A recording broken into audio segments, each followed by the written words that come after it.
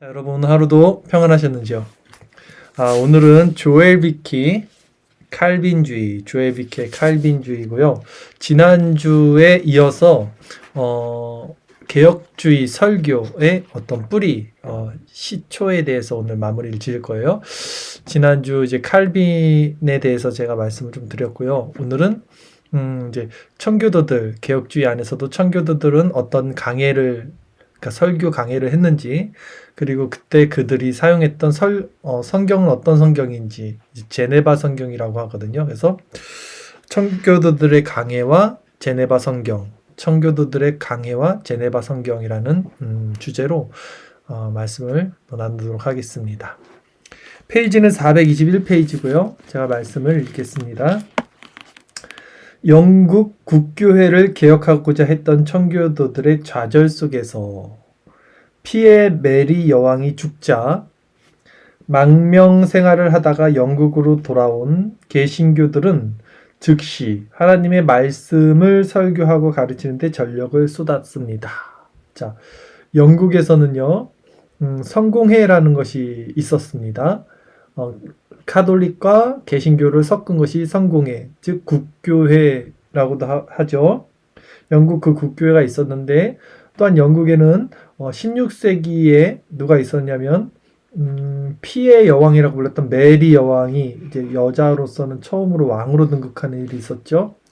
근데 그 메리 여왕이 개신교도들을 굉장히 많이 핍박했기 때문에 그 당시 많은 영국에 있는 개신교들이 이제 다른 나라로 망명을 떠납니다. 다 이제 피난을 간 거죠. 피난을 갔다가 이제 그 메리 여왕이 죽었어요. 죽자 망명 생활을 하던 그 개신교도들이 다시 영국으로 돌아옵니다. 그래서 영국으로 들어와서 그들이 이제 밖에서 뭘 했었냐면, 지난주에 말씀드렸듯이 제네바 칼빈 제네바 아카데미에도 가고, 왜 이제 밖에서 이렇게 개혁주의를 배운 거죠. 제대로 배워갖고 다시 영국으로 와서 설교를 하고 가르치는 데 전력을 쏟았다라는 것입니다. 계속해서 읽겠습니다. 엘리자베스 시대에 그들은 왕국의 모든 조직과 부서의 신하들과 거리에 있던 대중들에게 영향을 끼쳤습니다. 엘리자베스 여왕은 그나마 피해 메리보다는 온화 정책을 펼쳤기 때문에 개신교도들이 더 열심히 영국에서 이렇게 사역을 감당할 수 있었다는 거죠. 그들을 통하여 전 대륙에 있는 개신교주의를 변화시키기 위하여 하나님은 칼빈의 방법론에 복을 주셨습니다. 쉽게 얘기해서 제네바 아카데미에서 배웠던 그 칼빈이 세웠던 모든 교리들이 영국 청교도들이죠. 영국 개신교들, 그 청교도들에게 잘 흡수가 되었다는 말입니다. 예를 들면 앞에서 언급했던 웅변가 스미스라는 별명을 가진 설교자 헨리 스미스가 있습니다. 그는 옥스퍼드 대학을 졸업하고 캠브리지셔의 드레이튼에 있는 리차드 그린햄의 지도하에 신학을 공부했습니다. 그리고 1587년부터 1590년까지 런던에 있는 세인트 클레멘트 데인스 교회에서 강의했습니다. 이 스미스의 설교는 그 유려한 어조가 칼빈과 매우 흡사했다고 합니다. 그는 칼빈처럼 성경 각 권을 체계적으로 강의하지는 않았지만 그의 설교는 아주 사력 있고도 신중했습니다.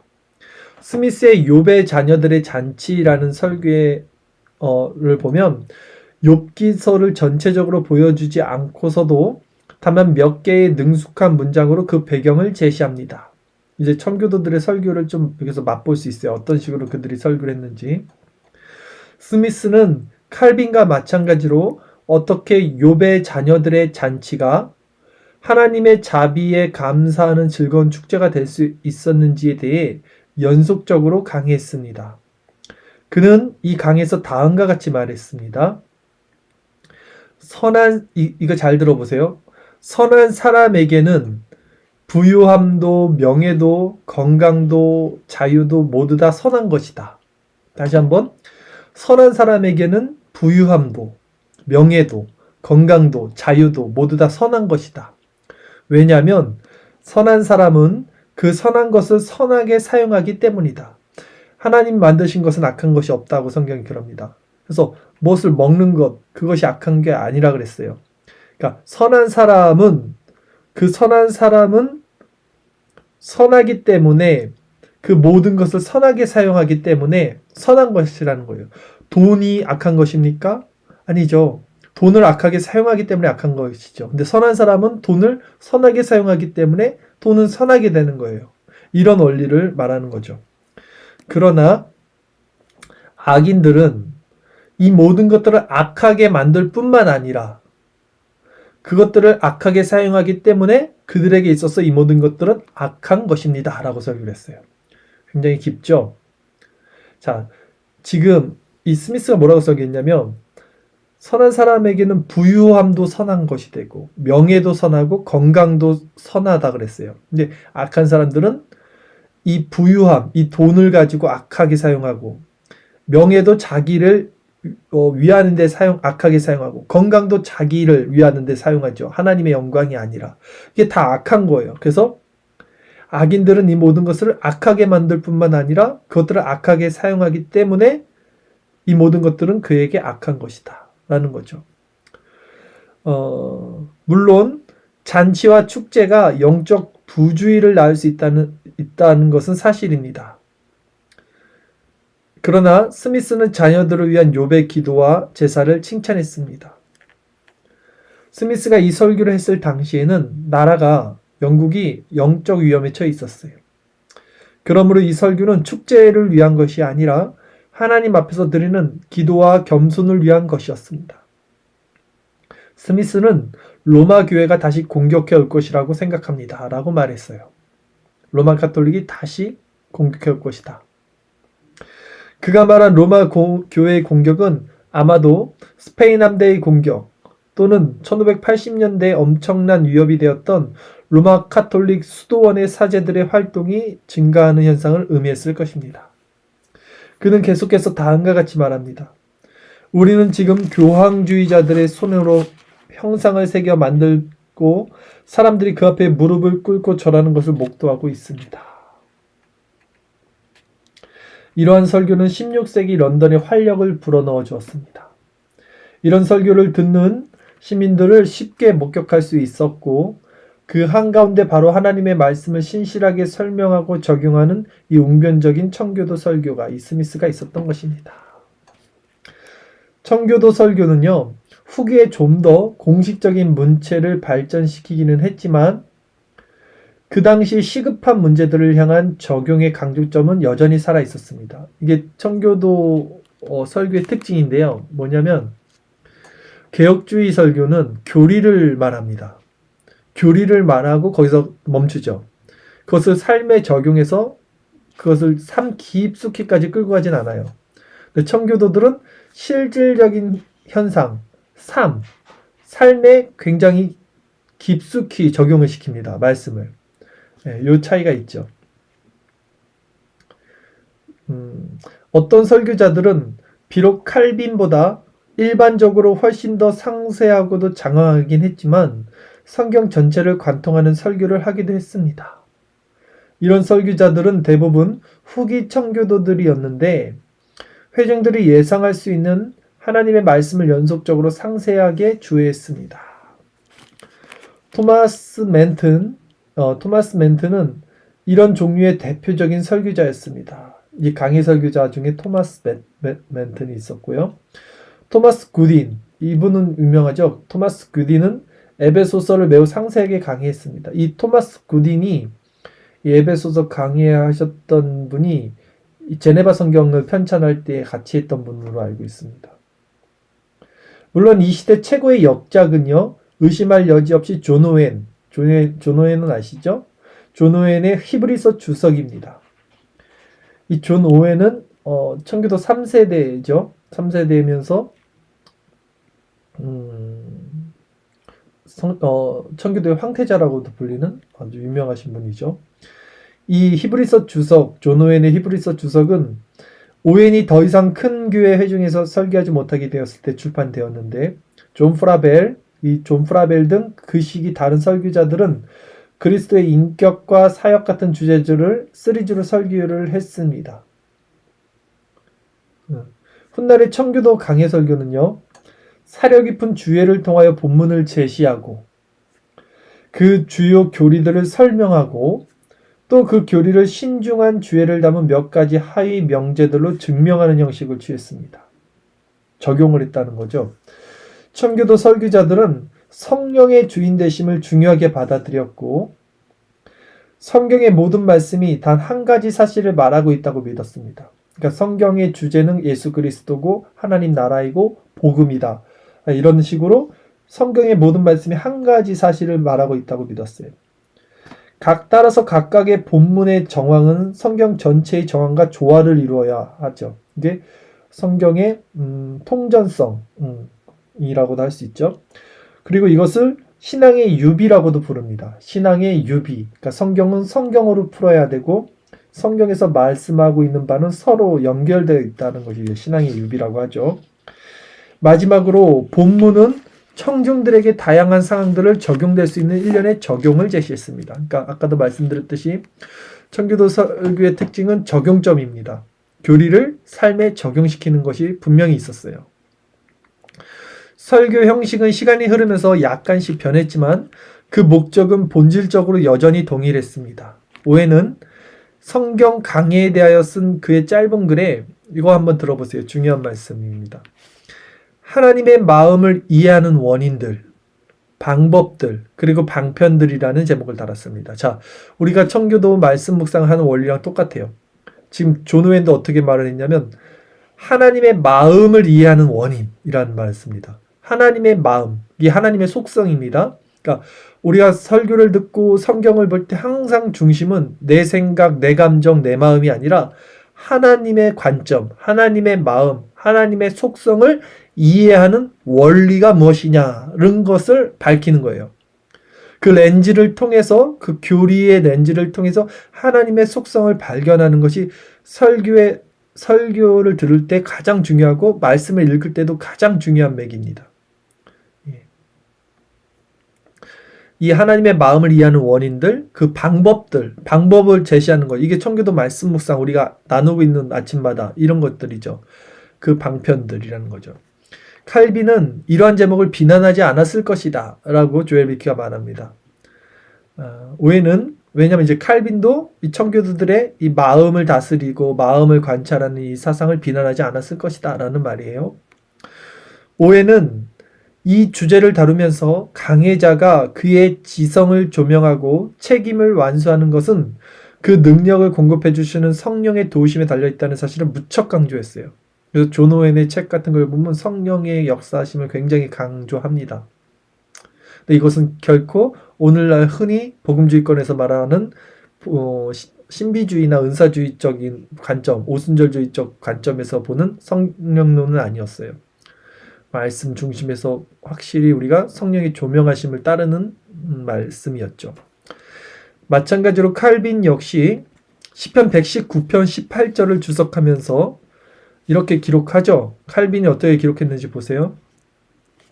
만일 우리가 계명을 준수하는 능력이 하나님으로부터 온다는 사실을 인정한다면 그와 동시에 하나님께서 이해와 깨달음의 눈을 열어주시기 전까지는 우리 모든 인간들이 눈먼 맹일 뿐이라는 것을 인정해야 할 것이다. 아멘.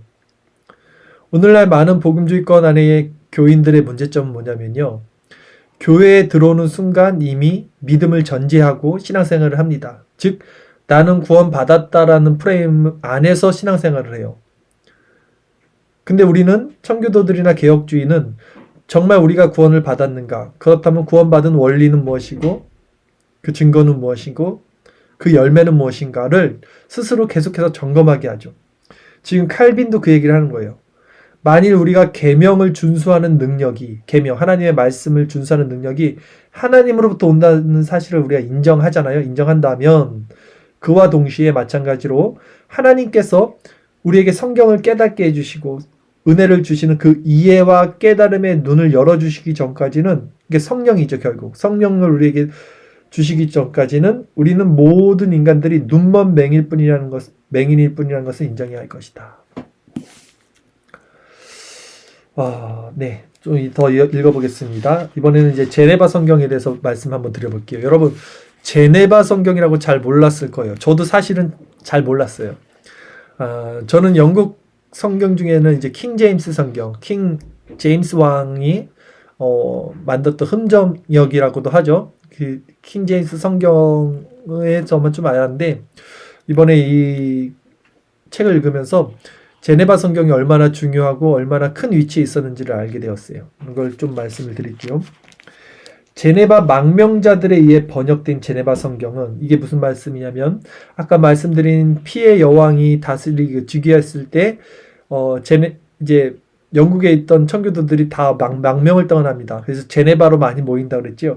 그때 만들어진 것이 제네바 성경이라는 거예요. 그들을 통해서. 그래서 제네바 망명자들에 의해 번역된 거예요. 번역된 제네바 성경은 칼빈주의자들의 강해 방법에 중요한 역할을 했으며, 그러니까 칼빈주의자들의 강해 방법에 중요한 역할을 했다는 것은 강해를 한 사람은 설교자잖아요. 목사들에게 되게 중요한 성경이 되었다는 거예요. 왜 제네바 성경이 목사들의 성경이 되었냐면 이 칼빈이 강의를 했던 것을 영어로 번역한 거거든요. 이 영국 사람들이 영어 잉글리시잖아요. 그래서 청교도들이 영어로 번역했는데 이 칼빈이 강의나 주석이 굉장히 좀 박식하잖아요. 그리고 그것들 내용을 많이 적어놓은 거예요. 쉽게 얘기해서. 그래서 쉽게 얘기해서 주석 성경 같았던 거죠. 그래서 영어로 또 번역이 됐고 그래서 설교자들이 많이 참고를 했다 이 얘기입니다. 또 영국과 스코틀랜드 청교도주의를 위한 기초를 세웠습니다. 학자들은 칼빈의 라틴어 주석을 읽을 수 있었지만 아서 골딩이 칼빈 설교 번역판이 나온 1570년 전에는 그러한 주석을 구할 수 없었습니다. 아서 골딩의 설교 번역본이 출간되기 몇 년 전에 학식인의 일반 신자들은 제네바 성경의 도움을 받았습니다. 그러니까 칼빈의 주석이 번역판이 나오기 전에는 제네바 성경이 이제 주석의 역할을 했다 이겁니다. 그리고 이 제네바 성경은 영국을 책의 나라로 바꿔놓았습니다. 윌리엄 텐더힐은 성경을 읽는 사람들에게 도움이 필요하다는 사실을 깨닫고는 그의 번역에 머리말과 주석을 실었습니다. 물론 관계 당국자들은 이러한 혁신을 반기지 않았습니다. 그러니까 영국 왕들은요 좋아하지 않았어요. 왜냐하면 이게 자기네 나라 게 아니고 프랑스 칼빈에서 온 거기 때문에 좀 좋아하지 않았을 뿐더러 그 각주나 내용이 좀 많았는데 거기에서는 좀 이런 부분이 있었어요. 이렇게 왕에게 무조건 절대적으로 복종하는 것이 아니라 잘못된 왕의 명령들이 있을 때는 좀 대항할 수 있다 이런 식의 주석들이 있었던 거라고 하더라고요. 그래서 더 왕권을 갖고 온 사람들은 이 제네바 성경을 좋아하지 않았다 이랬습니다. 영국에서 영어 성경을 출판하도록 허락한 헨리 8세는 이러한 주석 첨가를 그래서 철저하게 금했습니다. 그리고 모든 설명이나 주석이 반드시 전문가의 손에 의해 이루어져야 한다는 법령을 선포했습니다. 이와는 반대로 제네바 망명자들이 그들의 성경에 첨가한 난해주와 도움들은 지도와 성막에 대한 설명, 대제사장의 복장들, 역대기의 연표, 단어의 뜻과 다른 번역, 각 건과 각 장의 구조와 내용들, 그리고 개혁주의 교리에 대한 설명들을 담고 있었습니다. 이 제네바 성경의 언어는 영어였어요. 그리고 강의자는 존 칼빈이었습니다. 데이비드 다니엘 교수는 제네바 성경을 르네상스 학문과 출판의 걸작이며 라고 했어요. 이게 르네상스 시대랑 같이 맞물리죠. 이탈리아 문화부흥 르네상스랑 이 제네바 성경이 1560년대 나왔으니까 이 같은 시기에 나오는 거예요. 그래서 르네상스 학문의 출판의 절작이라고 말했고 종교개혁적 성경의 최고봉이라고도 묘사를 했습니다. 그만큼 제네바 성경이 매우 비범했던 것입니다. 실제로 이 제네바 성경은요 굉장히 유명했어요. 사실은 굉장히 유명했고 우리가 흔히 아는 존 오웬이나 존 버년 이런 사람들이 다 이 제네바 성경을 보고 글을 썼던 사람들이에요. 근데 이 제네바 성경이 왜 사장이 됐고 그 후에 킹 제임스 성경이 한 50년 후에 나오거든요. 근데 이 킹 제임스 성경이 어떻게 이 제네바 성경을 잡아먹어 버렸고 오늘날까지 제네바 제네바 성경보다는 킹제임스 성경이 권위를 갖게 됐는지는 제가 조금 더 말씀을 드릴게요. 비록 대주교 라우드를 지지하는 사람들과 그들의 계승자들에 의해 이 명성이 부당하게 빛을 잃었지만 성장하던 영국교회 성도들에게 이 제네바 성경은 대단히 사랑받았습니다. 제네바 성경은 1560년에 시작이 됐고요. 1644년까지 거의 한 80년에서 100년, 한 80년 이상 되게 사랑을 받았어요. 영국 사람들에게. 그리고 140판이나 거듭 출판되었습니다. 140판. 엄청 많이 팔린 겁니다. 1611년에 출판된 흠전역을 포함하여, 그러니까 흠전역, 이 흠전역이란 뜻이 이제 한자인데 왕이 선사한 어떤 성경이란 뜻이죠. 이게 킹제임스 성경입니다. 킹제임스 왕의 성경인데 이게 1611년에 나왔으니까 거의 50년 후에 나온 거예요. 그러니까 흠전역도 무엇을 참고했냐면 제네바 성경을 참고한 거예요. 제네바 성경이 더 전에 나왔다는 거죠. 그래서 1611년에 출판된 흠전역을 포함하여 이 시기에 출간된 다른 어떤 성경 역본들도 제네바 성경을 능가하는 것은 없었다라는 것이죠. 제네바 성경은 성장하는 교양의 시대를 풍미했습니다. 이제 상류의 인사들뿐만 아니라 농부들과 상인들까지 하나님의 말씀을 가지고 교회에 올 수 있게 되었습니다. 교구 목사들은 성경에 기초한 설교를 잘 준비해야 했습니다. 그렇지 않을 경우 성경적으로 학식 있는 청중들로부터 항의를 받을 수도 있었기 때문입니다. 이 제네바 성경이 영어로 써졌고 또한 주석같이 쓰여졌기 때문에 이제는 제대로 설교 안 하면 청중들이 제네바 성경을 보고 항의를 할 수도 있었다는 것입니다. 청교도들의 설교를 들은 가장은 가족과 하인들에게 하나님의 말씀을 읽어주고 그것을 다시 설명해 주기도 했습니다. 청교도 신앙의 어떤 특징 중에 하나가 가정 예배입니다. 그래서 주일날 목사의 설교를 듣고 집에 와서 그 부모가 특히 아버지가 자식들에게 다시 그 설교 내용을 말하고 전하고 또 나누고 이런 문화, 이런 예배 형식이 청교도 신앙의 어떤 본이라고 할 수 있겠죠. 반면 청교도주의의 대적자가 되기로 맹세한 성직자 계급은, 이 성직자 계급이 누구죠? 로마 카톨릭이죠. 제네바 성경에 대한 적개심과 혐오감을 퍼뜨렸어요. 그렇죠? 이 제네바 성경을 가장 좋아했던 사람들은 청교도였고요. 그 청교도들을 가장 싫어했던 사람은 또 로마 카톨릭이었겠죠. 그러니까 로마 카톨릭이 보기에 이 제네바 성경이 얼마나 싫었겠습니까? 근데 이 당시 여권, 어떤 정치권의 어떤 상황이었냐면 제임스 왕이 이제 즉위를 하고 이 제임스 왕은요 사실 청교도인이었어요. 그래서 청교도들의 엄청난 지지를 받고 왕이 된 것입니다. 그러니까 당연히 제네바 성경을 좋아해야 되죠. 근데 왜 이 사람이 킹제임스 성경을 만들었을까요? 왜냐면 제네바 성경 아까 말씀드렸듯이 외국 거예요. 이제 프랑스, 스위스, 프랑스, 칼빈에게서 나온 거기 때문에 자국계 아니잖아요. 영국계. 그래서 영국 권위를 세울 수가 없었던 거예요. 또한 이 제네바 성경 내용의 각주가 조금은 너무 이렇게 권력에 대해서 비판하는 내용들을 담고 있다 보니까 영국 자국적으로 더 왕권을 강화하는 차원에서 성경이 더 필요했던 거예요. 그래서 한 50명 정도 사람들을 모아서 만든 것이 킹 제임스 성경이 된 거예요. 그리고 이제 청교도들을 토사구팽했죠. 버렸어요. 킹 제임스가 청교도들 때문에 왕이 됐는데도 불구하고 나중에는 청교도를 버리는 또 이런 일도 벌어지게 되는 것입니다. 어쨌든 그러니까 이게 왜 킹 제임스가 이렇게 됐냐면 그러니까 그 로마 카톨릭 세력들이 이 킹 제임스랑 짝짝꿍이 잘 맞은 거죠. 결국 정치적으로. 그래서 제네바 성경이 사장이 되고 킹 제임스 성경이 뜨게 된 것입니다. 이들은 즉시 정책에 대한 여론의 동향에 안절부절 못하는 제임스 1세와 의기투합했습니다. 그래야 1611년 일반적으로 킹 제임스 번역이라고 일컬어지는 흠전역 성경이 출판되게 된 것입니다.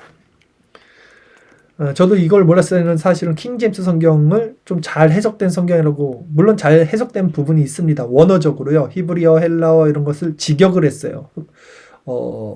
킹 제임스 성경. 그리고 없음 구절도 사실은 다 내용들을 채워져 있어서 유용하게 사용하긴 하지만 오늘 또 준비를 하면서 킹 제임스 성경이 결국은 제네바 성경보다는 권위가 낮고 결국 좋은 배경에서 나온 것이 아니다라는 좀 경각심을 갖게 됐고, 특히 킹 제임스 성경을 조심해야 되는 것이, 킹 제임스 성경을 해석한 주석 중에 러크만이라는 사람이 있죠. 그 러크만 주석, 이거는 굉장히 칼빈주의를 대적하고 있어요. 완전 대적하고 있죠. 그리고 완전히 성경을 다르게 해석하고 있죠. 그래서 킹 제임스 성경 해석 자체는 문제가 없을지라도 그것을 주석화하고 그것을 재해석한 이 러크만 킹 제임스 성경, 또 그것을 사용하는 오늘날 킹 제임스 성경을 따르는 그런 추종자들에게는 문제가 심하다. 이런 균형과 분별력을 우리가 갖고, 모든 책은 사본입니다. 성경은요. 원본은 없죠. 그렇기 때문에 킹 제임스든 아니면 뭐 제네바 성경이든 우리가 읽는 바른 성경이든 아니면 뭐 로마 카톨릭과 같이 만들었던 공통 번역이든 아니면 새 번역, 바른, 이런 것들 다 번역본이기 때문에 다 봐도 돼요. 다 골고루 보시면 됩니다. 개역한글, 개역개정 다. 예, 왜냐면 원본 자체는 없으니까. 그러나 균형과 분별력을 갖고 또 보셔야 된다. 말씀을 꼭 드리고 싶고요.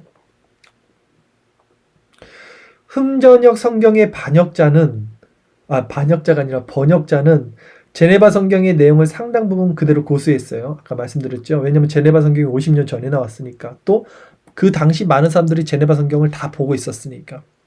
그러나 제임스 왕은 번역자들에게 다음과 같이 번역 규칙을 제시합니다. 본문에 아주 간략하고도 적당하게 표현돼야만 하는 히브리어와 헬라어 설명 이외에 나눠주는 어떤 것도 첨부되어서는 안 된다. 그러니까 주석 달지 말라는 거예요. 예, 주석 달지 말라는 거예요. 제네바 성경이 너무 주석이 많아갖고 사람들이 자꾸 똑똑해지고 반역을 일으키니까 주석 달지 말라 이겁니다. 그러나 흠전역 성경은 제네바 성경의 지배를 즉시 종결시키지는 못했어요. 흠전역 성경이 나왔음에도 불구하고 청교도들은 반세기가 넘도록, 이 거의 80년간 인기를 탔죠. 계속해서 제네바 성경을 선호했습니다. 심지어 란슬렛, 앤드류스와 같은 흠전역 성경의 번역자들까지도 계속 제네바 성경을 사용하고 그것을 설교했어요. 제네바 성경은 이렇게 지난 수세기 동안 간절한 마음으로 말씀을 받고 이것이 그런가 하여 날마다 성경을 상고하던 고상한 영을 가진 베레아 사람들처럼 성경을 읽고 강의하고 그 설교를 들었던 영국 사람들을 교훈해 왔습니다. 그리하여 목회자들과 사려 깊은 회중들을 통해 영국 역사상 가장 위대하고도 놀라운 성경 문학과 설교의 시대가 도래되었던 것입니다. 오늘 이렇게 마쳤고요. 제네바 성경을 여러분들이 좀 더 살펴보면 이것이 굉장히 큰 파급력과 우리가 지금 잘 몰라서 그렇지 굉장히 그 시대 때는 큰 역할을 했던 성경임을 다시 한번 알 수 있을 것입니다.